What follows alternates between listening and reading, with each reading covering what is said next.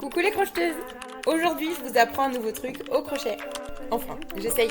Bienvenue dans cette nouvelle vidéo de ma mini-série Les indispensables pour apprendre les bases au crochet. Dans cette vidéo, je t'apprends à faire le nœud coulant qui est le point de départ de quasiment tous tes futurs projets au crochet, ainsi que la chaînette qui te permettra de démarrer. On commence donc avec notre nœud coulant. J'ai mis des images au ralenti pour que tu aies plus de facilité. On va déjà entourer notre fil autour de nos doigts et venir former sur le dessus une petite croix.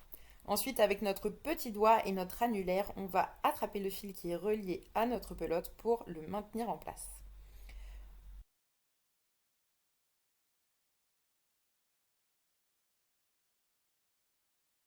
On passe notre crochet sous le premier fil et on vient attraper le deuxième fil, celui qui est le plus proche de notre main. On le fait passer sous le premier. Et vient ensuite l'opération un petit peu délicate puisqu'on va retirer tout doucement nos doigts. On vient ensuite resserrer notre nœud autour de notre crochet. Si le nœud est bien fait, tu verras, il coulisse super facilement. En tirant sur le morceau de fil libre qui est coupé, tu agrandiras ton espace. Et si tu tires sur le côté accroché à la pelote, tu vas resserrer ton nœud. Avant de pouvoir crocheter, il va falloir apprendre à tenir ton fil correctement. Alors ne te décourage pas, c'est super difficile au début, on est toutes passées par là, mais tu verras que ça finira par venir. Je te conseille d'entourer ton fil autour de ton petit doigt, puis de le faire passer à l'intérieur de ta main et de l'entourer autour de ton index. Ça va t'aider tout simplement à garder une bonne tension de fil.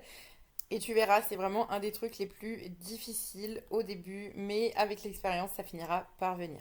Avec mes doigts qui sont libres, donc mon majeur et mon pouce, je viens maintenir le fil qui se trouve juste en dessous de mon nœud, ou alors juste au niveau de mon nœud pour m'aider à crocheter. C'est là que je commence alors ma chaînette. Je vais venir chercher mon fil, le récupérer avec mon crochet. On appelle ça faire un jeté. Et je vais ensuite le ressortir à l'intérieur de la boucle dans laquelle était mon crochet. Je vais recommencer ensuite exactement de la même façon tout le long. Et c'est comme ça que l'on forme une chaînette. On appelle ça faire des mailles en l'air.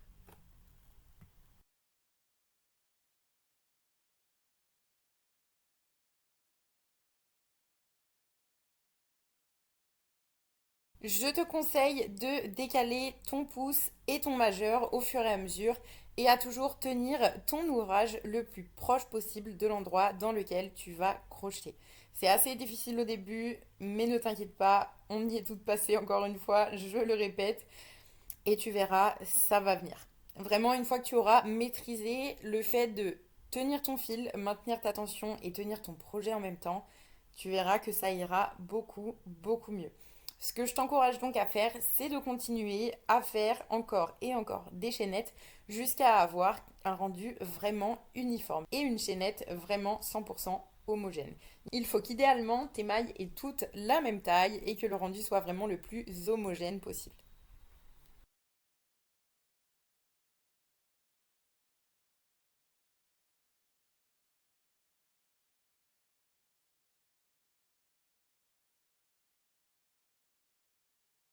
Continue donc comme ça jusqu'à ce que tu obtiennes un rendu qui te convient. Fais des mailles en l'air, déplace tes doigts pour maintenir ton projet, refais des mailles en l'air, etc., etc. Si ta chaînette ne te plaît pas, tu peux bien évidemment la défaire.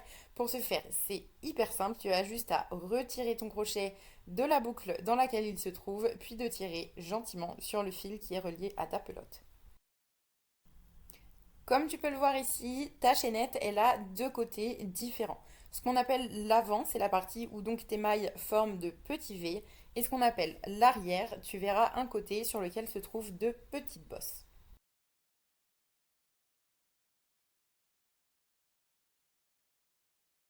Une fois que tu te sens à l'aise et que tu as obtenu la chaînette parfaite, je te propose de passer au tuto suivant et enfin d'apprendre à faire tes premières mailles. Si tu as des questions, n'hésite pas à les poser dans les commentaires. Tous les liens qui peuvent être utiles sont dispo dans la description. Je t'invite à t'abonner à mes réseaux sociaux ainsi qu'à ma chaîne YouTube. Et en attendant, je te dis bisous et bon crochet!